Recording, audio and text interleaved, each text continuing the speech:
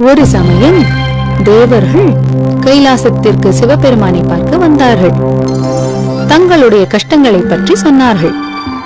ஓம் நமச்சிவாய, ஓம் நமச்சிவாய. சிவபெருமானே, அசுரர்கள் தொல்லை அதிகமாகிவிட்டது. எங்களை நீங்கள் தான் காப்பாற்ற வேண்டும். கவலைப்படாதீர்கள் தேவர்களே, உங்களை காப்பாற்றவும் அசுரர்களை ஒழிப்பதற்கும் ஒரு குழந்தை பிறந்து வருவான். அப்போது சிவனுடைய முகம் 6 முகங்களாக மாறியது. ஒவ்வொரு முகத்தின் நெற்றிக் கண்ணிலிருந்து ஒரு தீப்பொறி வந்தது. அந்த வெப்பம் தாங்காமல் எல்லோரும் பயந்து ஓடினார்கள். பரமேஸ்வரா, எங்களால் வெப்பத்தை தாங்க முடியவில்லை. எங்களை காப்பாற்றுங்கள். பயப்படாதீர்கள், இந்த தீப்பொறி உங்களை ஒன்றும் செய்யாது. வாயுதேவா, அக்னி தேவா, நீங்கள் இருவரும் இதை கொண்டு போய் கங்கையில் போடுங்கள். அது சரவண பொய்கையை போய் சேரும். சிவபெருமான் சொன்னது போல் தீப்பொறிகளை முதலில் வாயுதேவன் எடுத்துச் சென்றார். சிறிது தூரம் சென்றவுடன், அக்னி தேவா, என்னால் இந்த வெப்பத்தை தாங்க முடியவில்லை. தயவு செய்து நீங்கள் இதை எடுத்துக்கொள்ளுங்கள். அக்னி தேவனும் அதை வாங்கிக் கொண்டு பின்னே சென்றார். கங்கை நதி அருகே வந்தவுடன் அந்த தீப்பொறிகளை நீரில் போட்டார். கங்கை நதியும் அதை இமயமலையில் உள்ள சரவண பொய்கையில் கொண்டு போய் சேர்த்தது.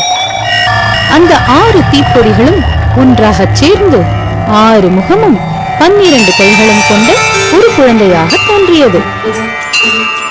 அங்கு இருந்த 6 கார்த்திகை பெண்களும் அதை பார்த்து ஆச்சரியப்பட்டார்கள்.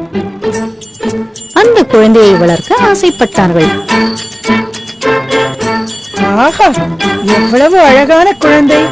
இந்த குழந்தையை நான் வளர்க்கப் போகிறேன். கண்டிப்பாக முடியாது. இந்த குழந்தையை நான் தான் வளர்ப்பேன். இந்த அற்புதமான குழந்தைதான் முருகன். தன்னை வளர்க்க ஆசைப்பட்ட கார்த்திகை பெண்களை அவன் ஏமாற்ற விரும்பவில்லை. அதனால் 6 குழந்தைகளாக 6 தாமரை இலைகளில் தோன்றினார்.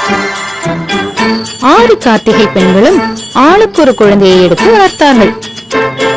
சில வருடங்களுக்கு பிறகு, தேவி, நம் மகனை இங்கு அழைத்து வா.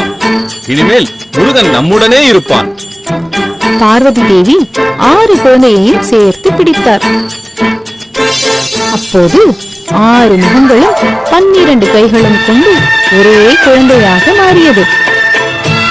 இதனால் கந்தன் என்று இன்னொரு பெயரும் வந்தது. தன் தாய் தந்தையுடன் சந்தோஷமாக வளர்ந்து வந்தார். ஒரு நாள், நமச்சிவாய வாழ்க. ஈஸ்வரா, எங்களை காப்பாற்ற ஒரு குழந்தை வரும்னு சொன்னீர்களே, எங்கே அந்த குழந்தை? இதோ என் மகன் முருகனை பாருங்கள், இவன் உங்களை காப்பாற்றுவான். வெற்றிவேல் முருகனுக்கு அரோகரா. முருகனை பார்த்த மகிழ்ச்சியில் தேவர்கள் பயம் தெளிந்து நம்பிக்கையோடு சென்றார்கள்.